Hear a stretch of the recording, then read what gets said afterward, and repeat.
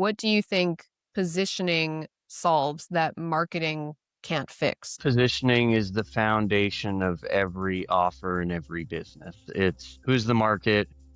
How are we speaking to that target? Why isn't that thing that was working before not working now? You have to reposition the offer, find the new hooks. Can only push for so long in some directions with marketing. A lot of folks underplay how awesome they are and Mhm. how much cool work they've done. It's hard to see beyond the horizon. Positioning is making more ease for the business owner. How do I differentiate? It's like, oh yeah, positioning. All right. Welcome back to the Inspired Idiot Show. We have Troy Aswingian on with us today. Happy Friday. Yay. You nailed it, by the way. Last name on check. Yeah, had to practice it a couple times, but we got it. How's the Friday going down there in Mexico? Good. I can't complain. I mean, it's a sunny day every day here. So it's just like we were talking the other day. It's like there's no really seasons other than rain and sun. So it's just every day is sun.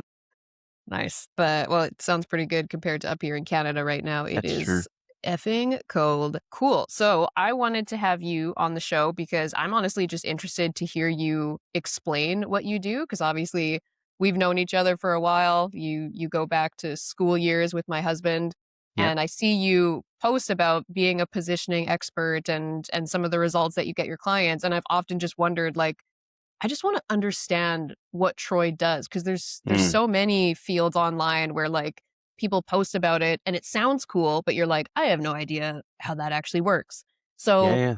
if somebody said like, I don't know what a positioning expert is, like, what do you actually do for a client? How would you answer Hmm. that, like, without using like industry jargon?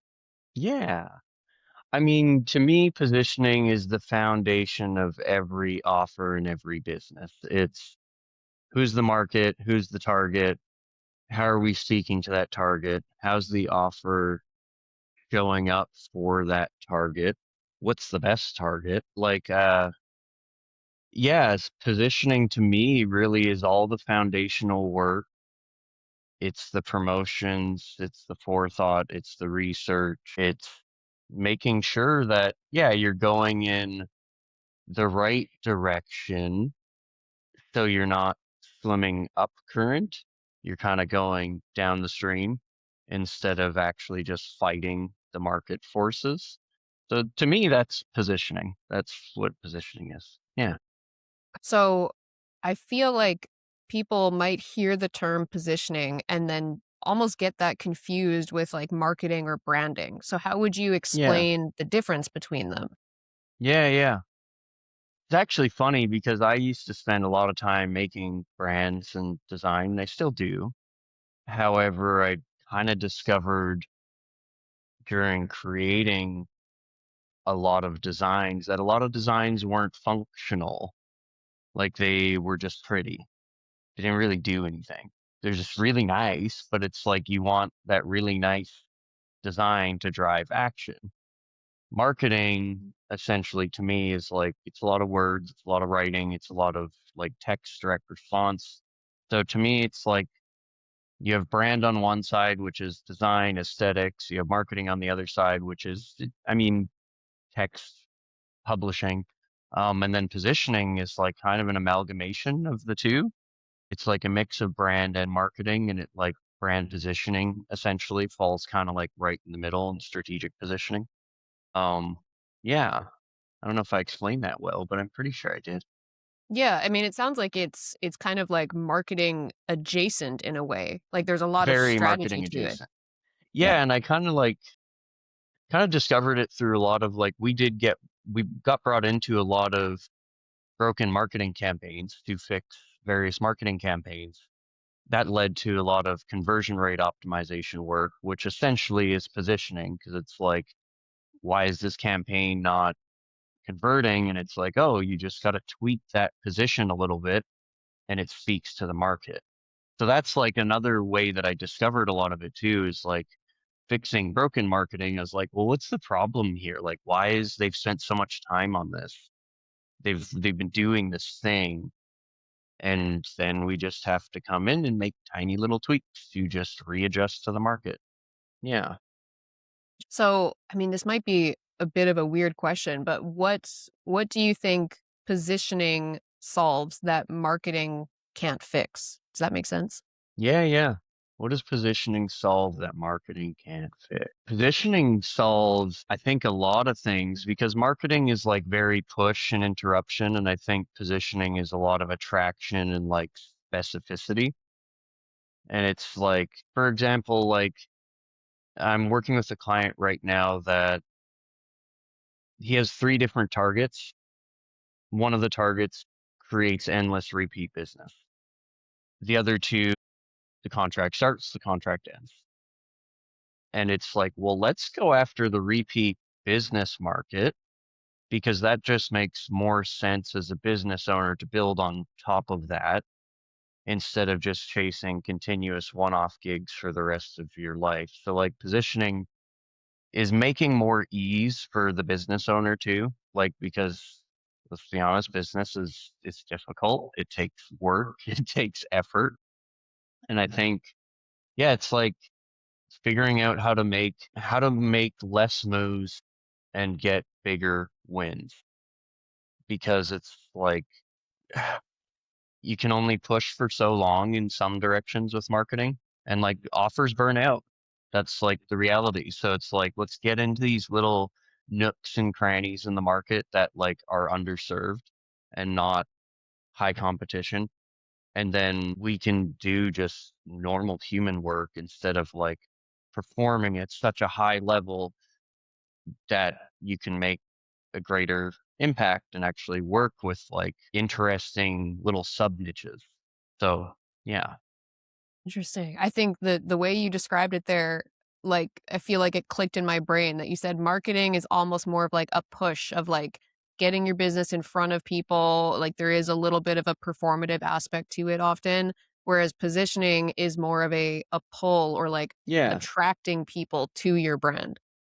Yeah. Yeah. Attracting them and making it like less forceful, like less like push, push, push, get leads, get the like finding the right market that wants actually what you have to offer and explaining it in a way that they're like, oh, that makes sense. And it's like instead of like competing in a sea of sameness, finding your own essentially blue ocean, quote unquote, like your own lane that like not a ton of people are competing in. And honestly, that was my reason for going to positioning because everyone was a marketer.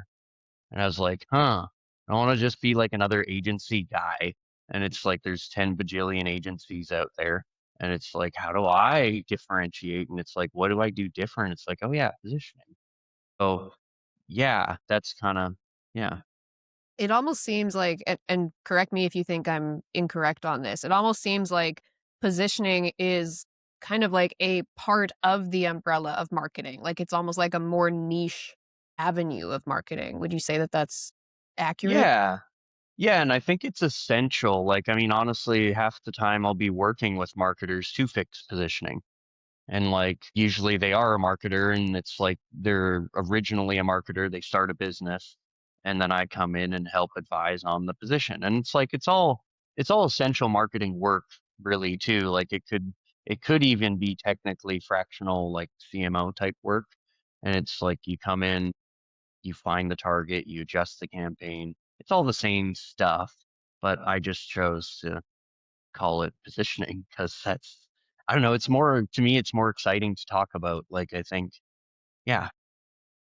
Yeah. No, I get it. And I mean, I you see people with these different titles, like people will call themselves a fractional marketing officer. And then there's people Hmm. who are just marketers or have a marketing agency. And then there's branding and then there's positioning. And it's really easy from the outside to just kind of assume that like all those people are doing the same thing. They just Hmm. have a different label on it. But then when you actually have these conversations and you learn the nuance to it, you're like, oh, okay. So I see a little bit more Mm. clearly now why somebody would work with a positioning expert over a marketer, right? And to what you said, like, it's bringing that nuance to the surface. I think a lot of folks don't bring what truly makes they're offering unique to the surface that differentiates them, separates them, makes them not the same as everyone else in the same market because we're all in a similar market. There's right millions of businesses competing for all types of customers. So it's like, yeah, exacerbating that nuance and like bringing it up. And it's like, why is that important to you? And why does this differentiate you guys? Yeah, I think that's a really big one. That's like a really like finding that unique edge, that unique angle, that differentiation, that like subcategory.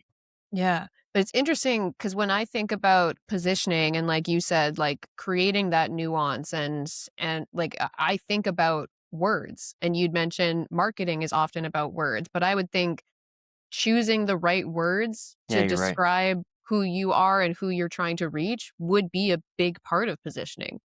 Yeah, 100%. No, you're absolutely right. Feel like I'm learning so much already. Yeah, So, yeah. how would somebody like if somebody's running a business, how would they know that their positioning is actually the problem, not like their ads or their sales team? Hmm. Good question. I think it flows through to everything. Like it wouldn't just not be the ads or the sales team. However, how would they know that positioning is the problem? So in advertising, campaigns fatigue. Something worked and then something doesn't. And all of a sudden you're like, well, why isn't that thing that was working before not working now? I think that's a big signal of positioning because you have to reposition the offer, reposition the ad, find the new hooks and the new angles and the new direction. So I think like if all of a sudden things that were working before stopped working, it's quite often a positioning problem and it's quite often just the offer needs to be relooked at. And it's like, cool, like what are your customers actually saying versus what you think that they're saying? And it's like just kind of taking stock of like what's actually present today and how do you meet the market today where they're at versus where they were at 2 to 3 years ago. Like even right now, like the landscape the last 2 years in marketing has shifted a lot. It's like a ton of creators are online, a ton of folks, everyone wants to be on social because it's the new medium. And it's kind of just re-meeting the market where the market's at today versus where they were at years ago. So that's how I think like those are signals, I believe, that will like start popping up. Yeah. When it becomes more expensive to acquire a customer, usually the positioning is off. So yeah. That's a good way to summarize it. Good. Yeah. Cool. So I'm assuming that it probably can look a little bit different on a case by case basis, but what does a Yeah. typical like scope of working with you look like? Like, do you handle things like the copywriting? Do you have somebody that you send that to, or are you just in there purely kind of working on the strategy and then it's up to that business owner's team to actually execute it? It depends, yeah, depends on the size of the team, and it depends on like the size of the company I'm working with. If I have a firm belief that a lot of business owners should be good at marketing, so I'll help adjust and adapt the marketing with them. If it's say, for example, say we're doing a build or something, we're doing a website, we're doing a design, I will encourage them to write the core basis of their offering. Then we'll fine tune it because then it's like, this is the perspective that you're bringing to the table. And if that's your perspective, well, we have to adapt that perspective. Then it becomes, I don't want to say more immersive, but it becomes more flown through, if that makes sense. Then it's like, then it's actually, we're actually shifting their perception of how they see their market by doing copy edits, by doing whatever. Oftentimes, they'll already have existing assets, so I can come in and just fine tune the position and just be like, hey, let's change this like this. Let's say this promise like this. Let's have this mechanism here. Because all of it already exists. Like they're already delivering a result, delivering a promise. They're already using a method, but they're not necessarily bringing that promise or method to the forefront. They're not necessarily, sometimes they're giving customers too much information to the point where it's like overwhelming. And it's like, no, like we just need to tell them the core specific things that are actually important to them to making a buying decision. So I think it's a mix. Like, I think it really depends. Like, it depends on the campaign, it depends on the customer. If there is extensive deliverables, we'll bring in a copywriter, we'll bring in whatever, advertiser, SEO person, whatever's needed really. Because I think there's so many different marketing channels. Like, right, everyone's marketing a little bit differently. They have their own little way of adjusting and adapting. Whatever's needed, I'll find contractors if I need along the way, um, and then use the position that we've created to flow again through. Yeah. Nice. So it sounds like you focus more on working with businesses that are like already established. They already kind of have an offer that's working, an audience, like, or do you work with people who are really new in business? I'd say a mix. I work with a handful of folks one on one that are newer, that are just sorting their offer out, but they have some experience. Like they have to have an expertise in their market. They have to be good at something. Trying to create 0 to 1 from like I have no skills to I want to come to the market is really hard. So there'll be that subsector of the market that's kind of like a mix of a new startup, someone that's like they have an offer, an idea, they're selling, they want revenue growth, they want to unlock more revenue. But then there's the other side of like we've done fundraise campaigns for clients where like they're an existing company, they're in the market, and they're like, this isn't hitting the way we've wanted it to hit. And it's like, oh, let's adapt your actual story of like where you're coming from, why somebody should trust you guys, why somebody should invest in you guys. Last week I was working with a fund on like how they're getting their first set of startup capital. And it's like they wanted to go for $1,000 investment. And it's like, but you have people that have opted in to commit like large sums. And it's like, let's go for the bigger ask because we're a fund.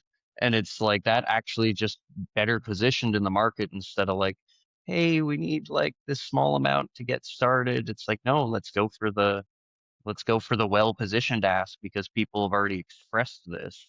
So it just really depends, I think. It depends on the client, depends on the customer, but it's like handfuls of one on one and then handfuls of businesses that are established. It's obviously easier to get positioning wins with a company that's established. They just have more assets to leverage. And it's like, depending on where they're at, we can get faster leverage sooner.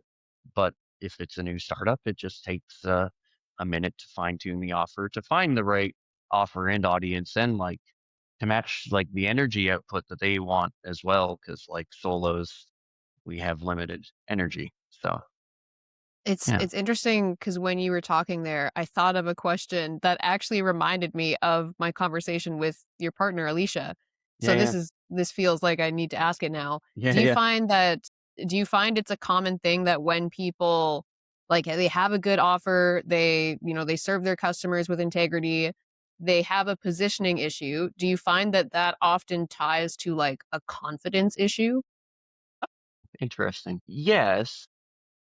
Yeah, absolutely. Like I'm just thinking through it. I think if you position an offer properly, that matches more of your confidence of who you actually truly are. And like, this is who we really are, and this is what we really support versus performance and trying to be performative, then natural confidence just comes out because it's actually who you are. Or like, right? Like it's just it becomes a part of you essentially instead of like this thing that I'm kind of promoting that's over here that's like so disconnected from who I actually truly am and what I actually really want to offer. I think that answers your question. Yeah, yeah, it's like people who have actual integrity and conviction and they feel like their offer is authentic, they're Yeah. gonna have a bit more inherent confidence. And truly recognizing their own greatness inside of it too. Like, I think a lot of folks underplay how awesome they are and how much like cool work they've done. And it's like, wait, can we talk about that thing that was really sweet and like more of that and more of your experience around that and like in through telling that story, that's positioning you as like the person. So I think that's important. Like, yeah, because it's like I think everyone, a lot of folks, it's hard to see. It's hard to see beyond like the horizon. Like you can only see what's there, and it's like, but beyond that, there's so much more. There's like such a bigger world out there, and then once they can see that, they're like, oh yeah, I did that. I was that thing. So yeah, I think it's a good question, by the way. Thank you.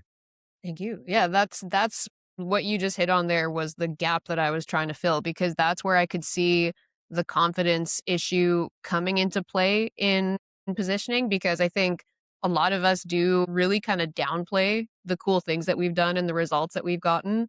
And I think, when you're working with somebody and you're trying to help them position themselves as like the go-to, like the best at what they do, I imagine there's probably a lot of people who working with somebody like you almost like gives them permission to own that because 100%. they're not giving themselves permission to own that. Like they're like, I don't want to make it seem like I'm like this epic expert when I don't Hmm. feel like that. So they might need somebody like you to come in and get them to highlight like their great testimonials and the things that they've done to be like, man, you should own this. This should be in Yeah, your yeah. messaging. This is you. This is Yeah. actually fully you, not the thing that you thought you were. This is the thing that you actually are, and this is what you actually deliver to the market. Yeah, absolutely. It's exciting, Yeah. by the way. Yeah. Yeah, yeah, that's cool. One of the things, because I help a lot of people with like prospecting in their Yep. business and just like learning to get comfortable with those conversations. And something that I've like continually told people to do is every time you get like great feedback from a client or every time somebody says yes, or, you do a free trial and you get great results, like any little win along the way that makes you think like, huh, I did something right, Yeah, yeah. screenshot it and Yeah. have a file somewhere. I call it a positivity spank bank.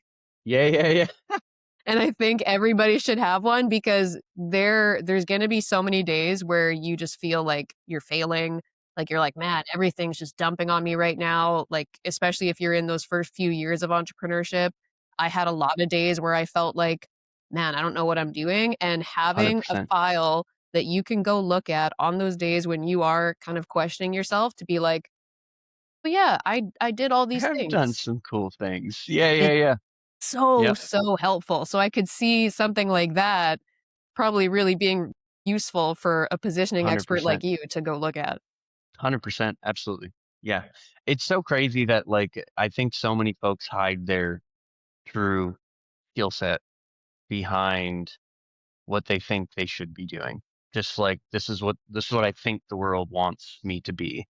Like no, like be the part that is actually you. And then when you can be more of that, like everything's so over polished and so like yeah, like just like perfect that there's a level of messiness that actually sometimes can now in this day and age like position you well. So yeah.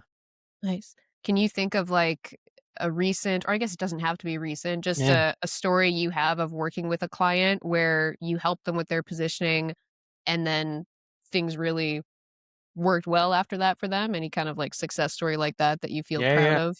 Gosh, so many. What's a really good recent one and an older one? I mean, I have a client right now that just booked 98 grand worth of contracts in the first month of January from the positioning work that we did in Q4 of last year. So that's a sick win. And it was really focusing on the right target and going deep with this specific target audience. So, and I think, yeah, through that, like it was a lot of like getting laser focused instead of like going after three or four different types of clients. It was like this one client is an incredible client based on like what I'm seeing, based on what you're telling me. Let's spend a lot of time with them, continuing to develop what they have, get everything we can out of all we've got from that specific area. And I think that's like a big thing with positioning. Like I help folks leverage things, like get all you can out of what you have because you have the stuff and you've done the things. So I'd say that's a wonderful win. Another one from the past, like when we raised $4.5 million with this company, was bringing their story arc of their past experience to the forefront of like, why would these folks trust you over any other funds? And their past is incredible. Like they'd spent so much time being like a wonderful steward of capital, working at this huge government agency. And it's like, let's talk about that. That's really important versus all these other folks that really have none of that experience. Let's bring that forward. Let's put that into the beginning of your pitch because it's like, oh, wow, now I know who I'm listening to. This person's really good at what they do, and it's not just like some raw pitch. It's like grounded from their truth of who they are and getting them to see that that's who they are and be like, oh, yeah, that is us. That is what we do. And then after that, we did a handful of like, we re-asked some of the past clients to reinvest, and then they also changed their story and it worked. So it's like, I'd say those are some cool positioning wins. What else? I mean, I had a guy that increased his like rate from like, I think he was gone for like he's like $100 an hour to like 175, just from just talking to better clients, better customers. And that's just like his full-time gig. And it's what he does often. And it's like, it's incredible. And it's like an extra significant amount of revenue per year for him. So yeah, I think it just really depends on like the market. I'm trying to reflect on various different campaigns, like, yeah, just conversion rate optimization. We've taken SaaS companies to large numbers from like they'd be spending 70 to 100 grand a month having low conversion rates, and we would come in and help them optimize those conversion rates from like they were closing at like 0.5% and we brought it up to 3%. And like on totally cold traffic, pretty incredible. So yeah, I'm just trying to like rack my brain on like handfuls of them. Yeah, that's all I got right now. No, that's cool. I mean, even Yeah, that 0.5 to 3% in yeah, closing completely cold traffic is a pretty significant jump. It sounds yeah, like yeah. it sounds like a big part of positioning is like storytelling then, like Yes, getting their story yeah, down. absolutely. 100%. It's just like, yeah, it is. I think it's the only thing that separates any of us, right? Like, yeah, yeah, good point. Yeah. That's funny. I was on a panel this week about content creation, and a piece of advice that I got like really, really early on in my journey Hmm. that has just like stuck in my head and I think about it probably every week is that people need different messengers for the same message.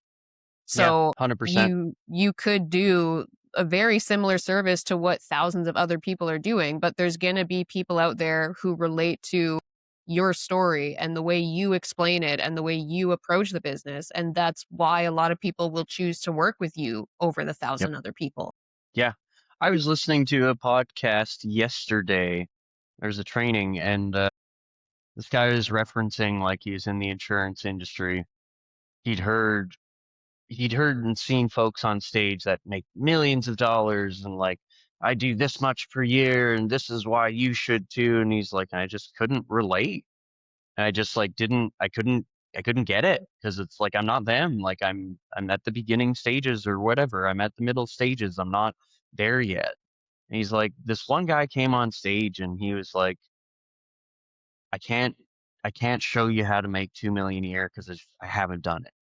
But he's like, but what I can show you is I'm doing 300K a year and I can show you how to get there. Mhm. And he's like, and that was the most impactful session for him out of all of his entire career. He's like, it's just relatable.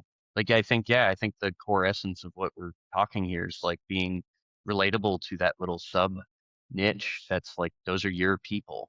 And they're like, yeah, it's cool. Interesting. So I know that you come from a construction background at one I point in your do. life. So can you kind of take me through that journey of like you graduate high school to you later get into construction to then Yeah, you yeah. later get into what you do now? How did that happen? Gosh. uh, I hope you got time because it's a bit of a story. So, okay. No, like So I graduated high school. My father ran his own construction company, specifically on interiors, so drywall, taping, painting, steel studs. So I was sweeping floors at 16. I was coming and picking up and helping finish off job sites to just like get it done. Uh, I graduated high school with a specialization in graphic design because I'd self-taught myself graphic design from like quite a young age. And my graphics teacher, actually, Mr. Shock, I don't know if you remember him, he actually convinced me to not go to school for design. And he's like, bro, like you don't need that. Like he's like, you're good. Like you're good at design. You're not gonna learn much else there. And I was like, oh, damn, like I wasn't expecting that. So then I was kind of contemplating like my career of like, do I want to go to college to do design or do I want to just jump into the workforce?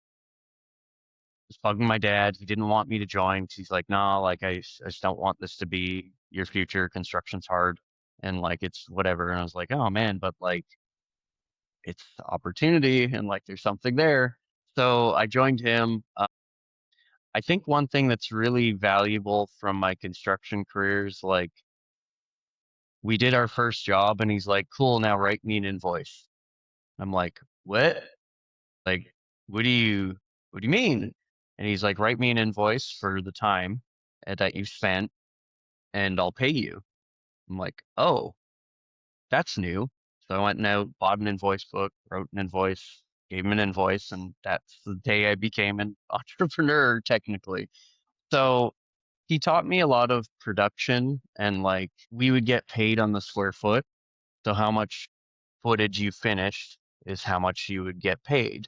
And it wouldn't necessarily be based on the hours that you would spend. So I think that really like shifted my brain of like, oh, if I work hard and fast and good, we're going to get paid quite well and we can do more and we can produce more.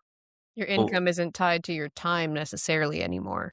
yeah, so that was like, I think I'm blessed. I'm gracious that I was taught that early on through force, but also through like, just doing it. So I did that for 10 years. We did Cabela's Outfitters, all sorts of big projects. Like we did university projects and all sorts of condos. We flew all over northern Canada to like various different reservations and like it was it was an interesting career. So I worked with my dad for probably the first like probably 5, 6 years. And then towards the end I branched out on my own and I had a team of like 20 plus folks at one point doing condos and flips downtown Winnipeg. Uh it was good. It was getting a little exhausting to the point where like my back was starting to fail on me. I had a lot of sciatic nerve issues. I was like, it was really weighing on me. We lost like 90 grand on a contract once, and it like sent me in a massive tailspin of like, what am I actually doing here? Like, this is great. However, I just like, I mean, I was in Selkirk once. There's a fishing spot, and I was like, I'm just gonna go fish for a week and kind of like sort my life out.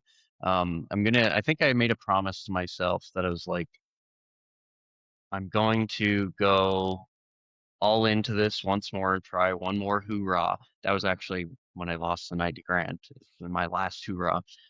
So we did a big flip project. We got into contracts with I think the wrong company, and we went really deep with the wrong company for too long. They had a lot of leverage over us and basically would kind of control the cash flow in a weird way, where they knew that we were constrained. So that really screwed me. I was 23 at the time. I was a young man and just like excited, but also really really inexperienced. Like I had tool experience, but no business experience at the time. Through a lot of that, I was always searching for something new and like towards the final years of construction. I was like, I like this, but like pretty, I don't want to, it's a dog space. It's construction can be brutal.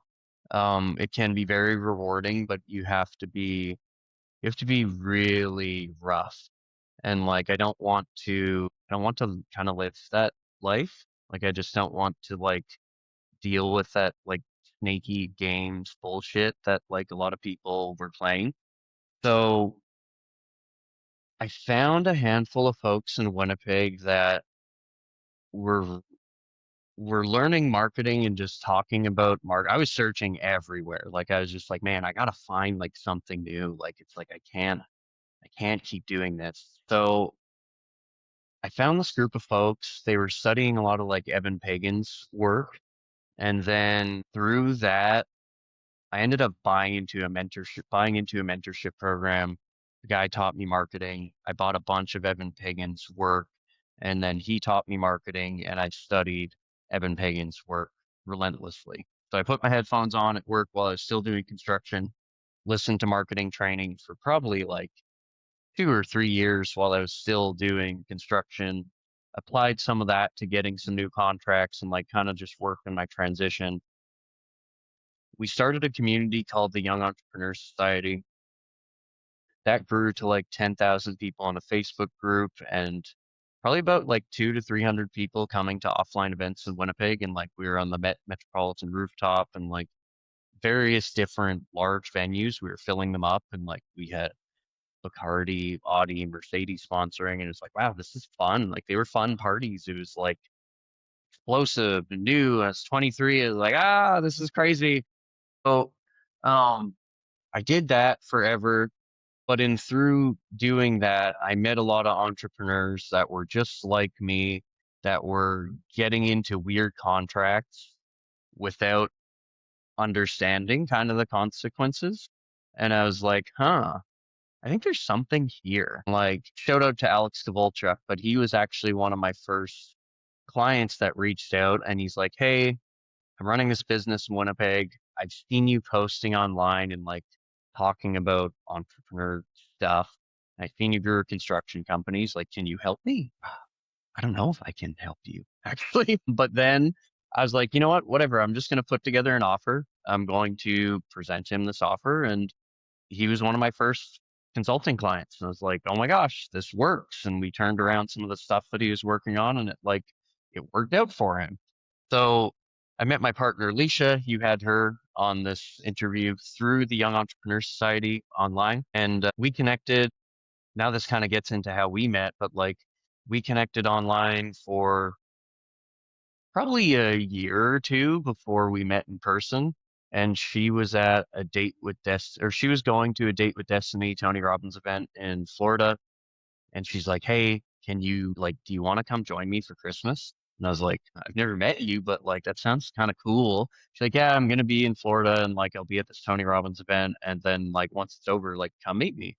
Like, yeah, sure. Like, why not? Like, I desperately wanted change in my life. This chick was really cool. I was like, I don't know, like, all right. So I went to Florida. We did 3 weeks in the Florida Keys. We fell in love. I went back to Winnipeg after that, and I had a handful of housing contracts, and I was like, man, like I gotta like wrap these up and like fuck out of here. Pardon my language, but like I gotta get out of Winnipeg, and I gotta like do something with all this stuff. So talked to her, and I was like, hey, like I think I'm gonna wrap these contracts up and like move to Vancouver. I actually had a offer from a past friend that was running a sales company and he's like, "Hey, like get to Vancouver and like just get here and we'll work on selling things." Like, "Okay." So I had a little bit of cash saved up. I went and I booked a one-way ticket to Vancouver, landed there and started selling basically. That sales gig did not work out, but I ended up starting to sell like a lot of design projects because that was like my backup skill that wasn't construction. So I started off selling handfuls of logos and I'd do like business card arbitrage. People would give me their business card. It would be terribly designed. I'd redesign it and send it to them and be like, hey, would you like this? And be like, oh, that's actually really nice. And like, yeah, I would like that. And then that would lead to either a website or a further relationship.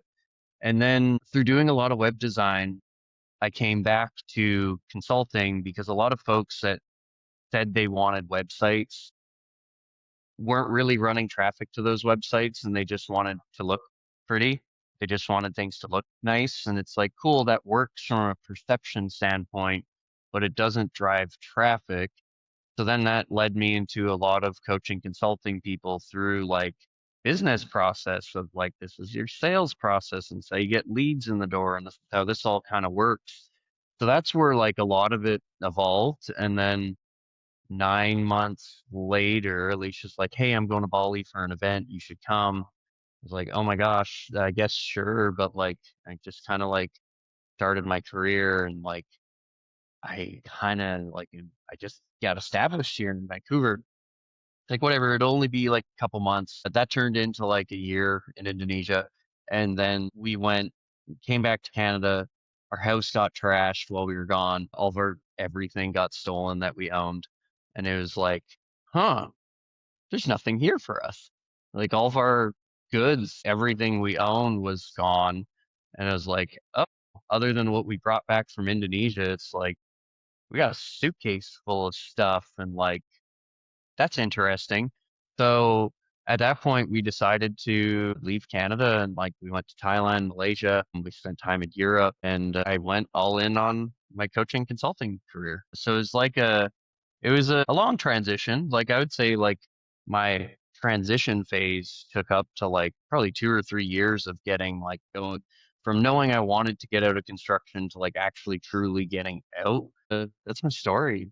I don't know. It's a crazy roller coaster of a story, but it's exciting. It was fun. Yeah, I mean, it's difficult to try to sum up like 15, 20 years in a Yeah. 5-minute answer, Yeah, but it yeah. sounds like I mean, from where I'm standing, it and just the way you describe it, it sounds like you embrace this sense of like just seeing where you get pulled to. Like it sounds like you've kind of gone through this natural progression of like, and then this started happening, so I just went with that, and then I got offered this, and so I went with that because I think Hmm. there is a shift that I at least know I went through in entrepreneurship where like I went through the grind of like really just trying to make things happen and like Yeah. 100%. a big sense of control and then I actually also got more into learning from people like Tony Robbins and those kind of mentors and just embracing this idea of like, yes, it takes effort. And yes, I do have an impact on like making the things happen that I want to happen. But I also think there's kind of something really powerful in like learning to let go of the wheel and learning to kind of trust that like whatever I choose is what I was meant to choose and there's something that's going to come out of it for Yeah, me yeah, and it there's a sounds reason.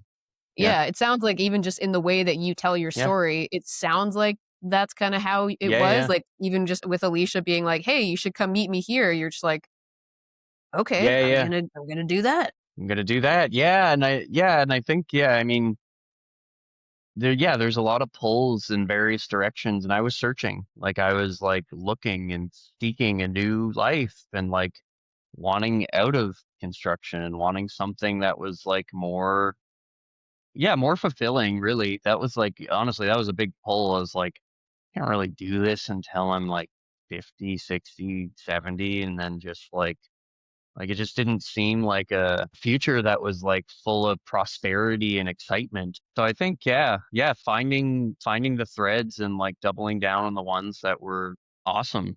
And I mean, it sounds funny, but like there is a subtle essence of that in positioning. It's a never evolving, moving, dynamic journey of like your market gives you signals and you can either choose to listen to those signals or not. And like if you don't listen to them, you kind of sometimes can stagnate and like falter. And if you do listen to them, it's like they're giving you the clear evidence. You have to read between the lines and like find what's actually being said because sometimes what's actually being said is not what's actually being said, if that makes sense. But yeah, I agree. I fully agree. It was very, I don't want to say divinely led, but like, yeah, there's a certain level of me that had a vision and it just kind of, I went with what felt right and like what felt true to me. Yeah. Yeah. I think it is like a push versus pull. It sounds like you've kind of just continually gravitated towards the work that pulls you and moved away from the work that you felt like you needed to push yourself to do. Yeah, 100%. Yeah, and I mean, I'd spent years in advertising and like kind of it's actually interesting. Career went from like doing a ton of coaching consulting to probably from like 2019 to like 2023. I started off coaching consulting, went heavy into advertising for like probably 3 or 4 years. And then that I was like, man, this feels like my construction career.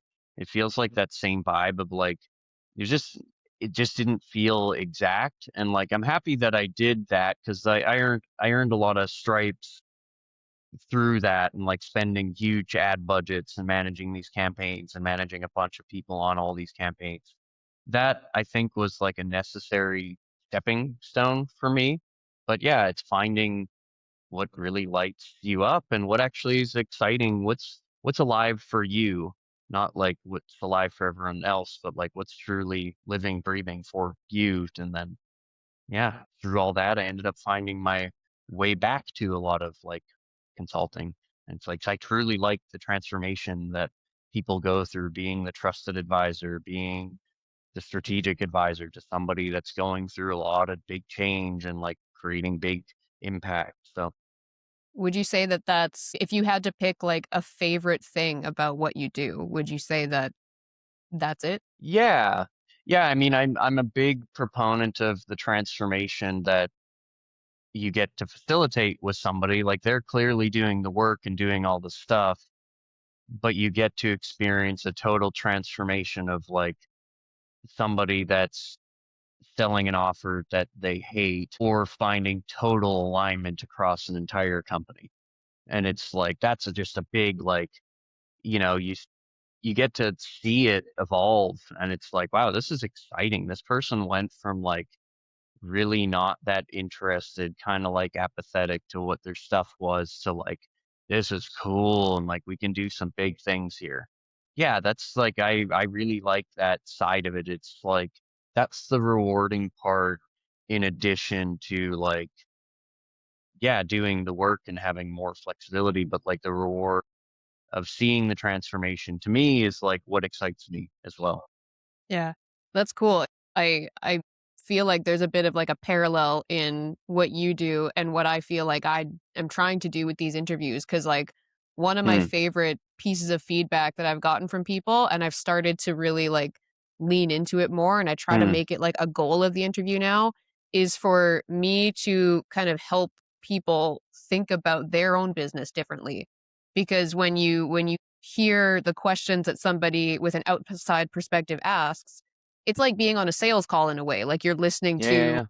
the market research, but I love when people say like, yeah, like that gave me some ideas for my own content, Yeah, yeah. or like, oh, that's a good question. I never thought about that before. Cause Mm, I want these interviews to feel like the person's not only getting content from them, but they're actually getting more ideas and more clarity about their business from. 100%, 100%. I get a lot of clarity from just talking, like Mhm. from just like voicing things. Yeah. I Yeah, think most of us do. yeah, yeah, Yeah. yeah. So conversely, what do you think is one of the most challenging parts about what you do? The most challenging part about positioning is positioning myself because just like I can't remember like the metaphor, but it's like the drywaller that has holes in their wall. It's like, and they just never fix them. It's just like the hardest thing about positioning work is like finding my position inside of my own positioning. And it's just like, it's challenging because it's like becomes quite meta. And it's like, oh, like I've been really like playing with this recently. It's like, what truly is positioning? And it's like, it's leverage. It's people making less moves and getting bigger impact. It's spending less budget and getting more out of that budget. And it's like, that's, I think, I would say the biggest challenge that I'm constantly having to work through. And like, you're always reinventing yourself. I'm sure you even feel this in your space. It's like, it's always, you're constantly finding where the market's at and what the market's interested in. And it's like that's an ever evolving evolution, and like going really deep in like this going deep into positioning, I think was a big commitment for me at one point. 'Cause it's like this is like scary of like actually choosing to go deep in that world. So yeah, I think that answered your question. I'm not too sure. Yeah. Yeah, yeah, it did. It's like a challenging part of the business.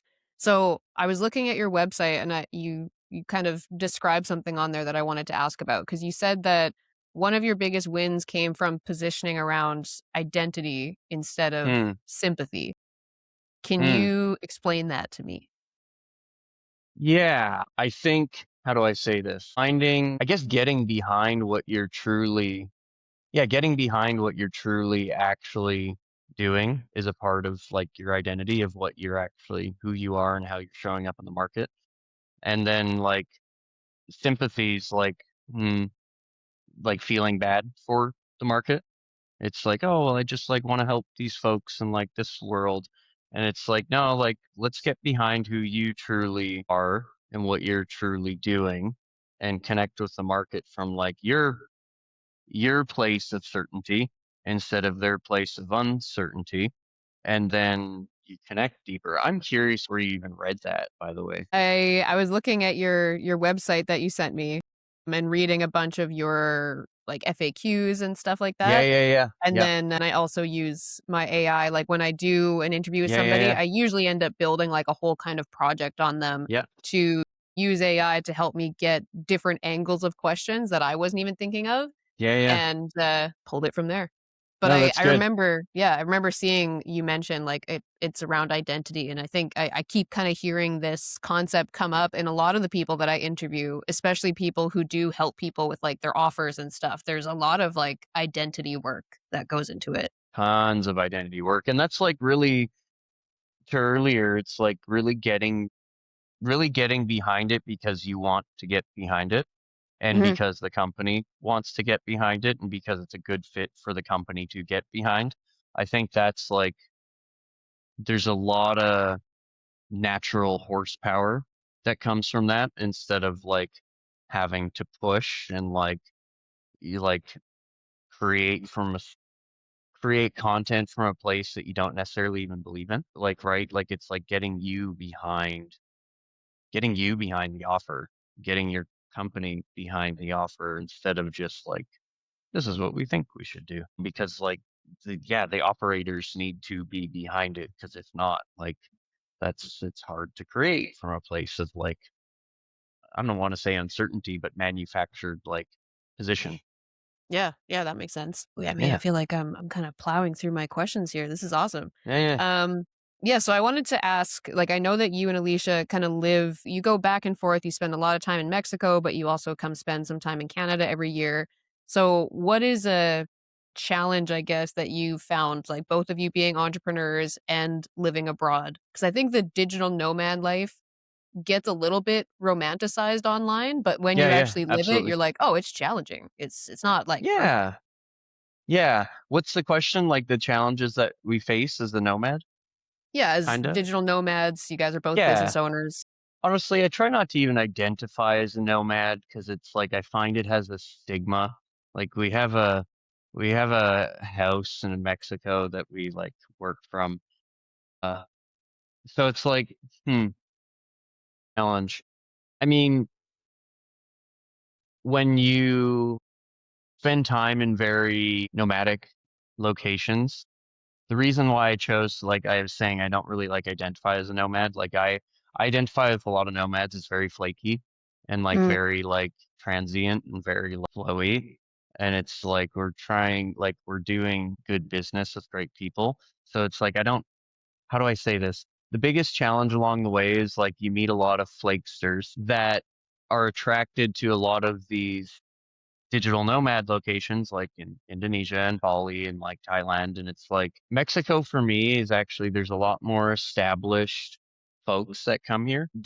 I would say that that was one big challenge at the beginning of our journey is like, you don't really know who you're becoming friends with and like why they're here and like what's their MO and like what are they escaping from essentially. Like I'm not trying to be a total dick here, but like, yeah, I think like building long-term relationships with people that aren't just online, I think was really challenging at the beginning.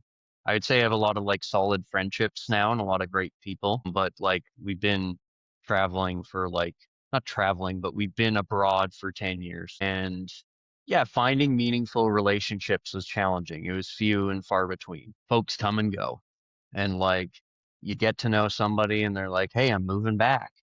And it's like, oh, dang, I really liked you. It's like, I guess I'll see you never because like the chances of you and them living in the same location ever again is almost close to zero. So I'd say that was always a big challenge for me is like making meaningful friendships and relationships in person to meet your in person social needs. I got a lot of great online friends. Like I got friends that, I mean, you, Alex, like, I mean, I met you online really, I think, and then I met you in person last couple of years. So I think like, yeah, I think building deep, meaningful relationships being abroad has been harder, but that has became easier now over the years. And like one thing I do like about Mexico is it has proximity to America and Canada, and like you can be in person more often. Like a lot of people just don't go to Indonesia. That's just like the reality. A lot of people think Indonesia's China. And it's like, no, like it's literally like it's its own like place. And anyways, Mexico, I think, is an easier place for people to dip their toes in the water and like experience being in the tropics, if that makes sense. So yeah, I'd say that would be the biggest challenge along the way was building deep, meaningful friendships and relationships while being abroad. I think we've gotten a lot better at that. And like COVID normalize that, normalize people living abroad and being fully remote. And like when we went online and became nomadic, it was new. It's like, what are you doing? Like, why are you doing that? That's crazy. And it's like, I think we came online, like I left Canada like 20, what was it, 2015 or 2016-ish? And it's like, then COVID hit and then everyone became a remote digital worker and or entrepreneur. And then that brought a lot of stability actually to nomadic locations because it just normalized things, which like made a lot of nomadic locations like not overrun, but like, you know, the secret's out. It's like, yeah. Anyways, I think I answered your question, but I think it's all around relationships, I think. Yeah, yeah, that's interesting. I agree. I think COVID really like opened up the doors to the world of remote working, and now I know a lot of people still that work like the 9 to 5 life, but Yep. they actually like demand more remote Yep. flexibility since the Yep. pandemic. So I think it's a good thing, but that's so interesting because I could totally see that perspective. It when you were describing that experience of like kind of getting, you get comfortable with people, you like having them around, and then you realize like, oh, they're going back. Like this person maybe isn't as committed to this lifestyle as I am, and you're almost looking for those people that you Yeah. Yeah. feel Yeah. are committed to it. Because I remember when I went to Thailand and lived there for 6 months, Cool. and I originally went there with a friend, and the plan was that we were gonna both be there together for the whole 6 months. And we were like, I think 3 weeks in, and she was like, "Yeah, I'm gonna go home." I'm And out. yeah, it was an interesting Yeah. position to be in because, like, there was a small part of me that was kind of, like, scared to do it on my own, and I was like, Yeah. "Well, Yeah. I guess I could just go back too." But I was like, "No, like, I'm here for me, for my own kind of self-development." I Yeah. really Yeah. wanted to just prove to myself that I could stick it out, Yeah.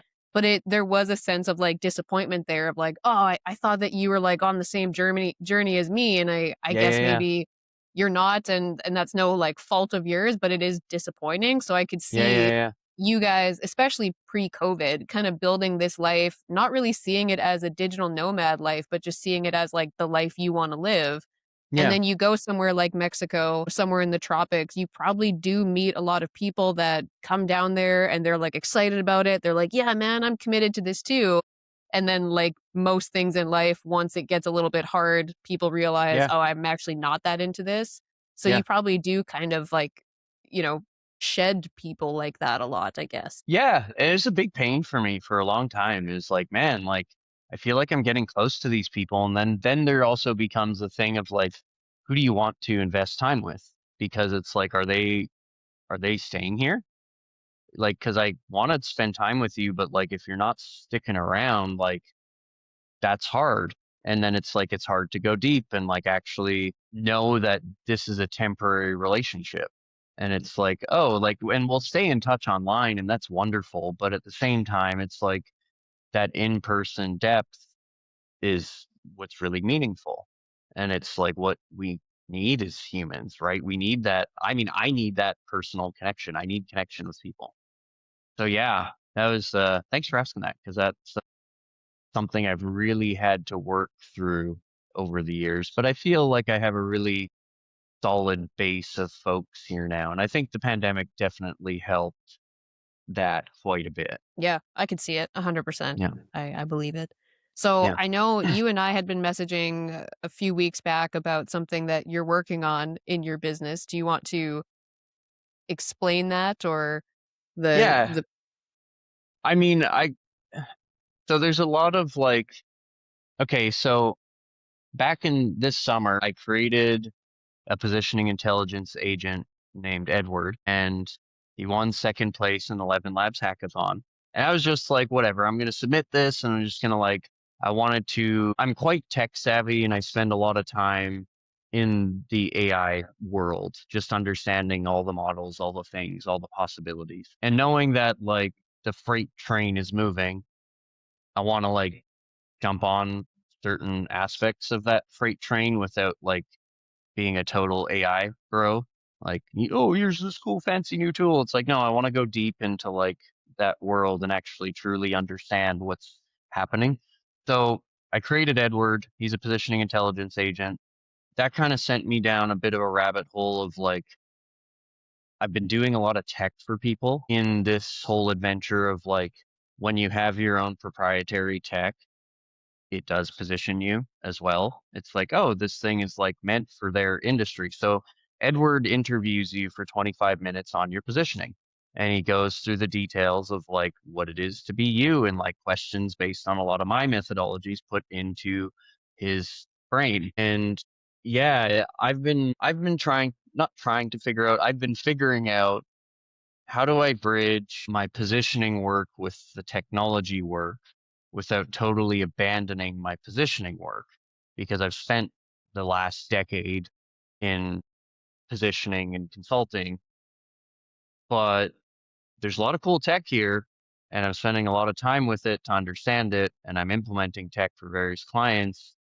And it's for me, it's been interesting to find the amalgamation of the two of like, how do I mean, a lot of people I also think lost themselves in like GPT and stuff. And like, there's like psychophantic, like, there's a lot of interesting stories around people like becoming totally hallucinogenic to what they actually are.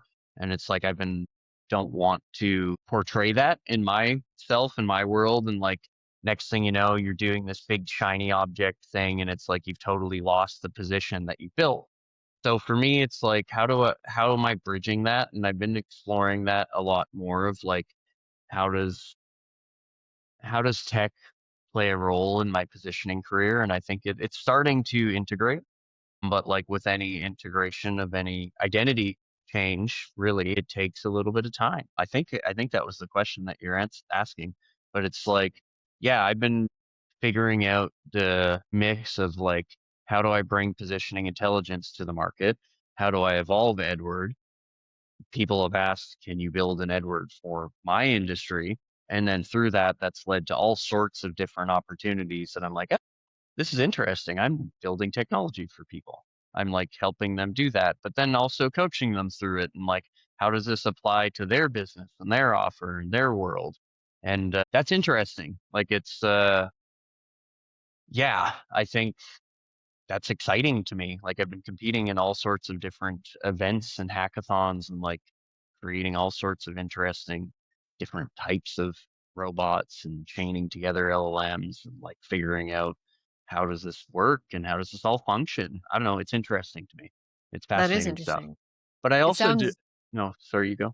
No, I was just gonna say it sounds like it's and maybe this is oversimplifying it, but it sounds like it's almost similar to, like, creating like a custom GPT in a way, although maybe it's more thorough than that. It's a bit more than that, I think. Like you can just create custom GPT and click a button. Like Edward has his own custom knowledge base, or designing the interface, or designing the opt-in process, the transcript process, and connecting to like APIs and SDKs. And like it's a bit more than custom GPTs, but it's in essence, like, yeah, it does perform specific tasks. I think that's what's interesting about LLMs is like you can really focus them to be an expert around XYZ. And that's like the way I was explaining it not long ago is like, let's say you have a drone and you want the drone to predict like crop sicknesses, like flying over crops and predicting all the sicknesses. You can't use a normal LLM for that because it's such a specific laser focused thing that like you'll have a database of all these sicknesses and understandings, and then it'll be able to predict based on video. And like through that, you need to focus the lens of what the general LLM will be here, and the knowledge base will be above it, and then the output will be here.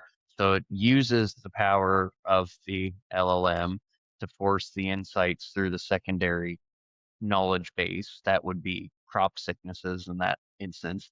And then the outcome that comes on out on top, that's like more specific instead of like general LLM, because like large language models are literally language.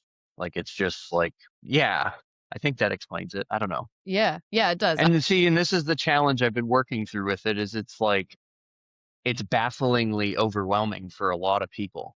And it's like I want to know how to explain it in a simple way before I start bringing it to market and like talking about it in a big confusing way. That's like, I think that to me is positioning, is like being able to simplify the communication in a way that's like, okay, this is that. So I think that's been like a pain point of mine that I've been working through, of like, how do I communicate this to the market in a really meaningful way? Through a lot of like my work though, technology has always been a thing. Like if I work with on a campaign for long enough, there's enough trust there that they're like, hey, you can do the technology or find a provider, right? And it's like, yeah, we can.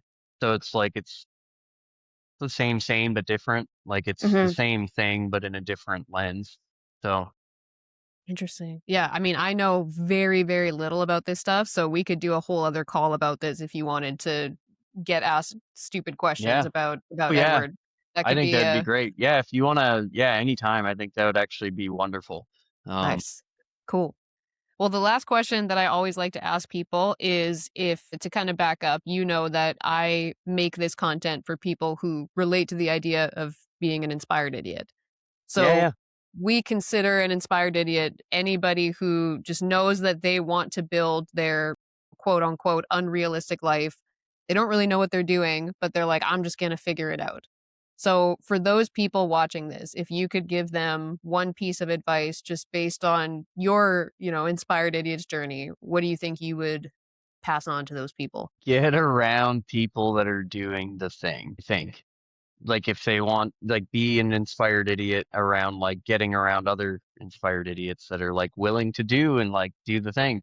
I think that's like really what shifted me when like to get out of Winnipeg. Like, you know, a lot of my existing friend circles, like, you're insane. Like, why are you like doing personal development? Why are you like being so positive? And like, what's like the deal with all that stuff? And it's like, kind of a hard question to answer.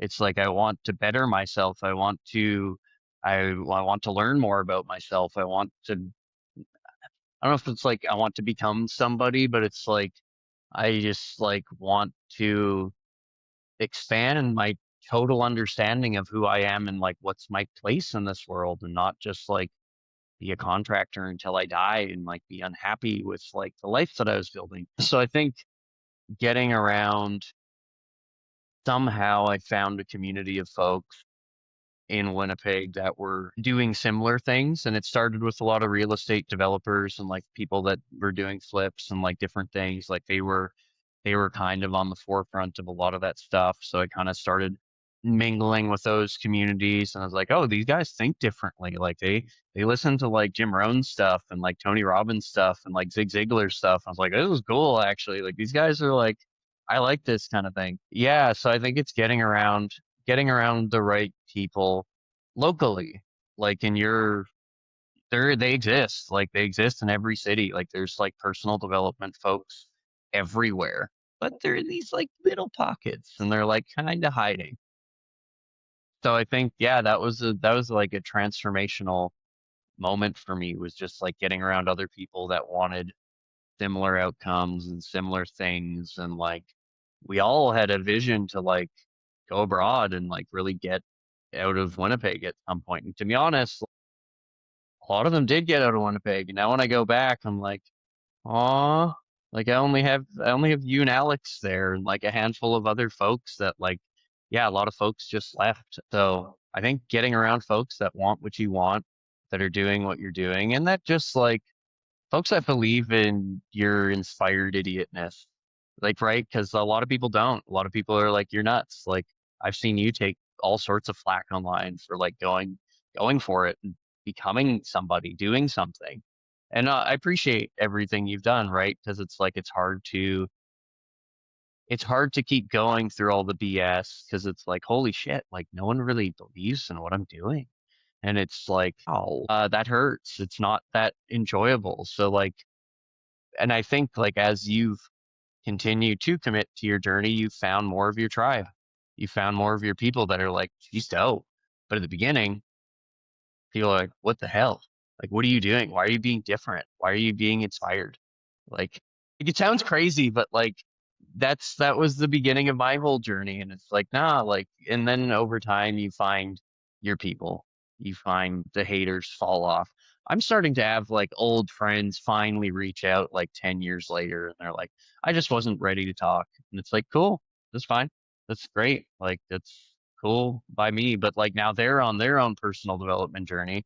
They're either quitting drinking or like doing different things. And it's like, oh, wow.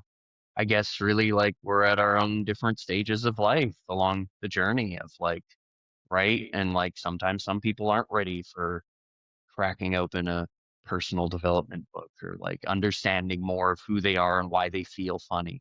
Yeah. So I don't know. I hope that answers your question. It's a bit of It a rant, does. but It does. Find your people. I think that's a good yeah. note to end it on. Yeah. 100%. Cool. I'm gonna go ahead and stop the recording, but thank you again for coming on. Yeah. This went by so much faster. I literally just looked at the time and I was like, Oh, oh yeah. shit, Yeah. Yeah. just Yeah. flew. Yeah. But Yeah. It did. thank you. I didn't even realize. Yeah. Appreciate you.